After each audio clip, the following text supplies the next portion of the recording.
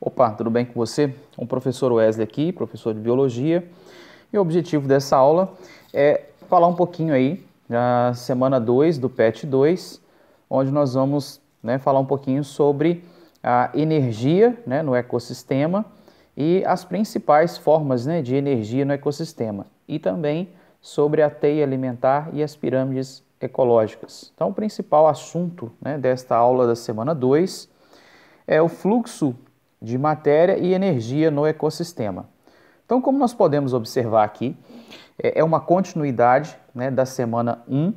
Lá na semana 1 nós falamos um pouquinho sobre os principais conceitos que compõem e que são estudados pela ecologia, como ecossistema, população, comunidade, biosfera, organismo, propriamente dito. Então, essa semana nós vamos dar continuidade falando sobre a composição da matéria, a utilização da matéria e também a movimentação da energia. Na verdade, a movimentação da energia e da matéria, Então, como a gente pode observar aqui na tela, aqui nós temos o fluxo de energia e matéria, fluxo de matéria e energia no ecossistema. Então, nós vamos falar um pouquinho como que ocorre esse fluxo e como que ocorre essa movimentação da matéria no ecossistema.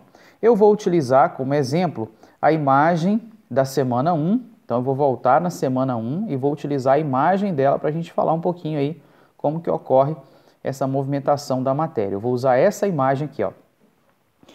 Então veja bem, como nós vimos na semana passada, na semana 1 do PET 2, a principal fonte de energia utilizada pelos seres vivos, ela não é a única, mas é a principal fonte de energia utilizada pelos seres vivos, é a luz do sol.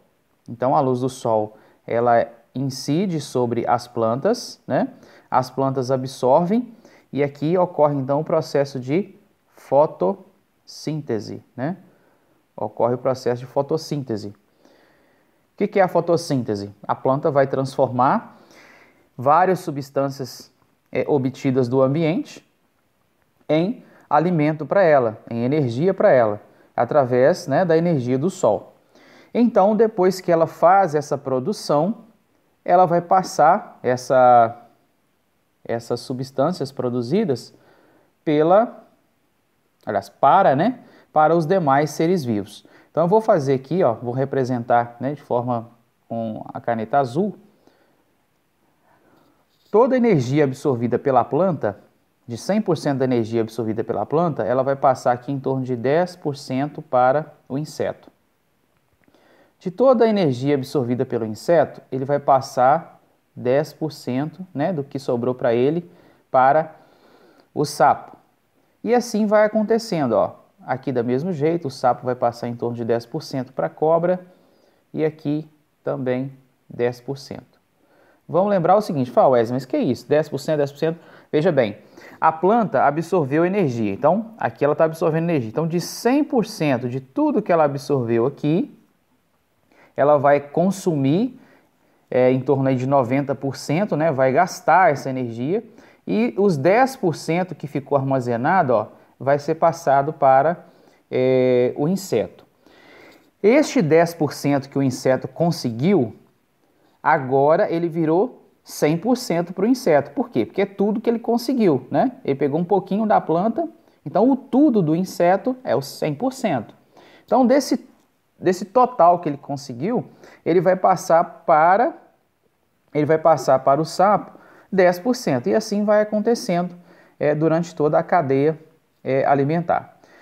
Só que parte dessa energia que a planta conseguiu aqui absorver do sol, uma parte dela, ela perde para o ambiente. Ou seja, vou colocar aqui, ó, essa setinha vermelha vai representar a perda, ocorre a perda. Porque a planta gasta energia para fazer os seus processos normais, naturais. Com o inseto vai acontecer a mesma coisa, ó. Então ele também vai perder, porque o inseto se movimenta, ele produz resíduos, ele libera urina, fezes. Aqui também, ó, com o sapo, com a cobra. E quando esse animal morrer, vai acontecer também o mesmo processo. Ó. Na verdade, a movimentação dele, o funcionamento do corpo dele gasta energia. Então, ele também vai ocorrer aqui ó, uma certa perda de energia. Quando esse animal morre, o que vai entrar em ação aqui? Ó? Os decompositores. Quem são os decompositores? São fungos e bactérias. Alguns animais também ajudam nesse processo, mas os principais decompositores, fungos e bactérias. O que eles vão fazer aqui? Eles vão desmanchar a estrutura do corpo da águia e vai produzir substâncias, restos, resíduos que vão ficar disponíveis no solo. Então, o que vai acontecer? Ó? Vai disponibilizar isso no solo, vai ficar disponível no solo. E quem vai utilizar isso? Quem vai utilizar são as plantas novamente. Então a matéria, o que sobrar de matéria do corpo dessa águia, vai ficar disponível no solo como em forma de matéria inorgânica, né? Porque aqui a gente tem, né, compondo o corpo do animal, matéria orgânica. Então vai deixar disponível aí no solo matéria inorgânica, por exemplo, ó, moléculas de água, o carbono, né, ou o gás carbônico que vai ser disponibilizado, né, no ar, moléculas de glicose, né, C6, H12, O6 e várias outras substâncias que vão ser disponibilizadas aqui no solo, como por exemplo, minerais que foram retirados do corpo da águia que morreu. Então, na verdade, o que vai acontecer aqui? Ó? O que vai acontecer aqui é que quando ocorre esse processo de decomposição, na verdade está ocorrendo o que? A reciclagem da matéria. Então, ocorreu aqui a reciclagem da matéria. Então, na semana 2, o objetivo é entender que a energia, ela circula, né? Vou pegar aqui o azul para mostrar. Então, ó, a energia, ela vai ser absorvida pela planta, vai passar para o inseto, vai passar para o sapo, para a cobra, até chegar aqui. E uma parte dessa energia vai se perdendo, né? A gente viu aqui, ó, nos exemplos, essa setinha vermelha representando a perda de energia que os seres vivos estão gastando. Quando chega no último, quando ocorre esse processo de decomposição, o que sobrou de energia aqui, ó, também volta para o ambiente. Então, nós temos mais um ponto aqui em que a energia ela é perdida novamente para o ambiente. Mas e a matéria que compõe o corpo desses seres vivos? Porque veja bem, olha, deixa eu pegar uma outra cor aqui, vamos fazer de laranja. Olha só, o pedacinho da planta que foi usado para esse inseto aqui, ó, que ele comeu, ficou no corpo dele. Aí, esse pedacinho aqui, ó, da planta que passou para o corpo do inseto, aí todo esse corpo aqui do inseto passou para o corpo do sapo, porque o sapo comeu ele. Então aí ele tem uma parte, né, dessa matéria no corpo dele. Aí toda a estrutura desse sapo passou para o corpo da cobra. Então, claro, ela vai separar algumas coisas ela vai jogar fora, que é no caso as fezes, através da urina também. Então agora essa cobra passa a ter um pedaço, parte do corpo desse sapo dentro dela, fazendo parte do corpo dela. No caso, a matéria que forma o corpo do sapo. Quando a águia ou o gavião ou qualquer outro animal come a cobra, vai acontecer o mesmo processo, né? Parte da matéria do corpo dessa cobra vai fazer parte do corpo do gavião. Quando os decompositores, né, desmancham essa estrutura, também eles vão ficar com um pouquinho aqui, ó, desse material que forma o corpo da águia ou do gavião, mas também vai deixar isso disponível no solo. Ó. Essa matéria que forma o corpo dos animais vão voltar. O que é essa matéria? Eu coloquei aqui as moléculas, ó. Vão ficar disponíveis no solo. E aí essa matéria, então a matéria, ela vai se movimentar também, ó. Ela vai passar por todo esse processo aqui e vai voltar novamente para o ambiente, ó. Então o que nós temos aqui, ó? Nós temos então fluxo de energia. Então a energia ela segue uma direção específica, ela sai do Sol e vai até o ser vivo aqui, é o último da cadeia alimentar. E ciclo da matéria. Ciclo da matéria. O que acontece com a matéria? A matéria é a seta, é a linha de cor laranja. A matéria, ela vai fazer isso, ó. Ela vai sair de um ponto e vai voltar para o mesmo ponto de novo, formando um ciclo. Então, por isso que existe uma frase aí muito antiga, famosa, muito conhecida no meio científico, a frase de Lavoisier, que é: na natureza, nada se perde, nada se cria, tudo se transforma. Então, o tempo inteiro, as coisas estão se transformando, mudando de forma, mas não estão sendo criadas e nem sendo modificadas. Na verdade, perdidas, né? Desculpa. Não estão sendo criadas e nem perdidas, de acordo com a teoria de Lavoisier. Então, se a gente observar nesse esquema aqui, dá para ver que aquilo que formava o corpo da planta foi sendo passado para o corpo dos outros animais e no final, quando qualquer um deles morrer aqui, esse material volta para a natureza de novo e as plantas vão reaproveitar novamente. A energia, quando eu escrevi ali perda, que a energia está, né, se perdendo, voltando para o ambiente, ela está voltando para o ambiente. Ou seja, ela está voltando para o local de onde ela sempre esteve. Então, por isso que ele, disse na sua frase tão famosa aí, que as coisas não se criam e nem se perdem, elas apenas se transformam, ok? Então, essa foi a explicação principal aí, né? Eu utilizei, então, essa imagem da primeira semana para explicar aqui, ó, a primeira parte da matéria da semana 2. Então, se a gente observar aqui, ó, a energia ela é unidirecional, ou seja, ela começa com a planta absorvendo essa energia do Sol, ela segue uma direção até o último ser vivo. Quando ele morre, essa energia volta novamente para o ambiente. E eu falei também sobre o ciclo da matéria, mostrando como que a matéria circula dentro da cadeia alimentar. Aqui a gente tem um esqueminha que é semelhante ao que nós vimos lá acabamos de ver, na outra imagem. Então aqui a gente tem, ó, o milho representando a planta, no caso aqui o produtor. Ó, produtor. A gente tem aqui os consumidores, ó, consumidor primário, consumidor secundário, terciário e quaternário, ou de quarta ordem. E aqui nós temos então este animal utilizando o milho como alimento e também o gafanhoto, utilizando o milho como alimento. Então a gente tem aqui a representação de uma cadeia, de várias cadeias alimentares e uma teia alimentar. Aí depois o rato servindo de alimento, para o gavião, para a cobra, o gafanhoto para a ave, aqui esses dois, servindo de alimento para o gavião e por último aqui então o gavião. Então tá vendo essa setinha para baixo aqui, ó? Essa seta aqui para baixo, ó, essa, representando o quê? Representando que a qualquer momento um desses níveis aqui, eles podem morrer, Esses seres vivos, eles morrem.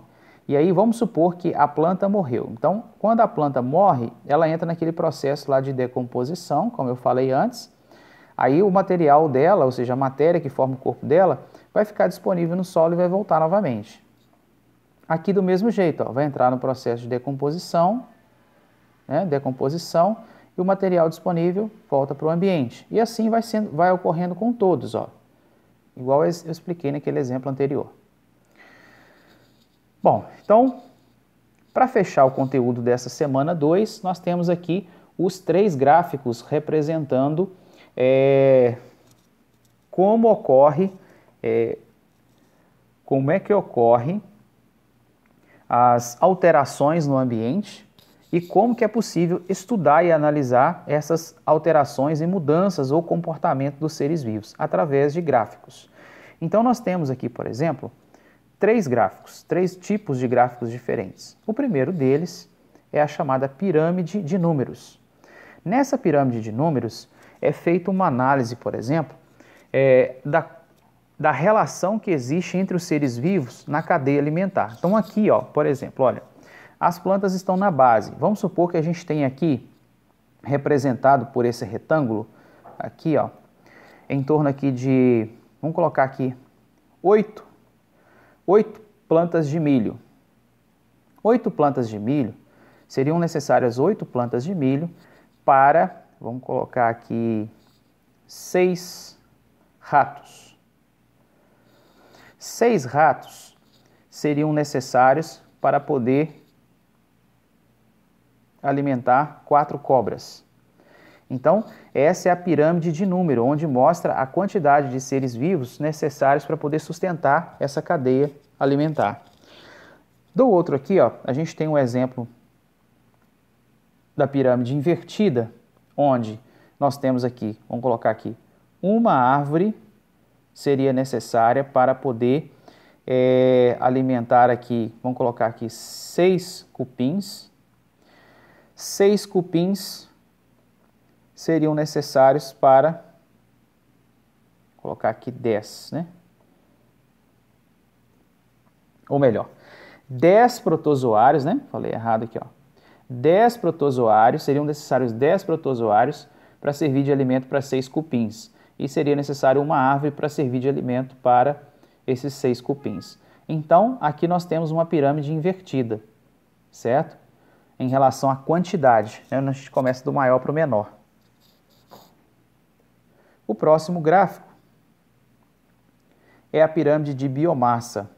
Aqui nós temos a quantidade de massa, ó, pirâmide de biomassa, a quantidade de massa que compõe o corpo dos seres vivos numa cadeia alimentar. Então aqui vamos supor que a gente tem aqui a quantidade de massa, por exemplo, relacionada aqui à árvore, né? Então a gente tem aqui, vamos supor que uma relação de, vamos ver aqui, vou colocar 4, 2 e 1.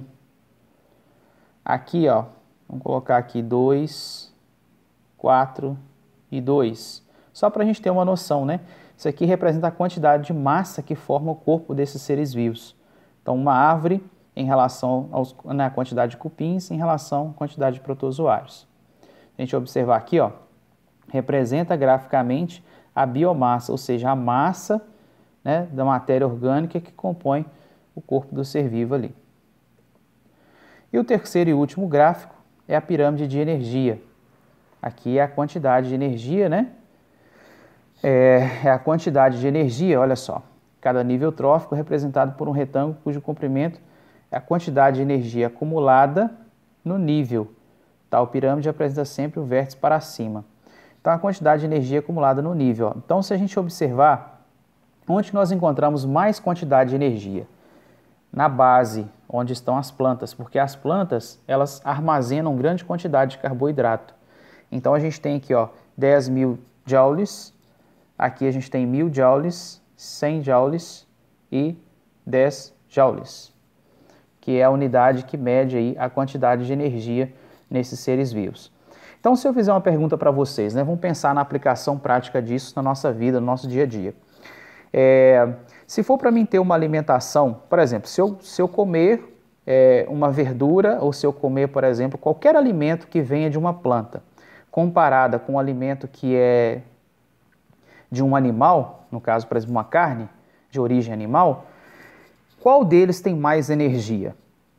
Que tem mais energia sempre vai ser os alimentos de origem vegetal. O arroz, o feijão, tudo que vem de planta sempre vai ter mais energia armazenada, né, mais carboidrato, quando comparado, por exemplo, à carne, a produtos de origem animal, ok? Por que isso? Porque os animais, eles são consumidores, eles consomem. As plantas são produtores, então elas produzem essa energia através da luz do sol e armazena grande quantidade de moléculas de carboidrato que contém muita energia. E os animais não fazem isso, os animais consomem, tá ok? Então, por isso que uma alimentação mais saudável aí é uma alimentação que tem como base alimentos de origem vegetal. Os alimentos de origem animal são importantes? Sim, mas eles são complemento, eles não são base, ok? Então, beleza, é isso, tá? Agora vai ser disponibilizado, depois, né, vai ser disponibilizado aí o link para fazer as atividades. Então, até mais, esse foi o objetivo da nossa aula, então.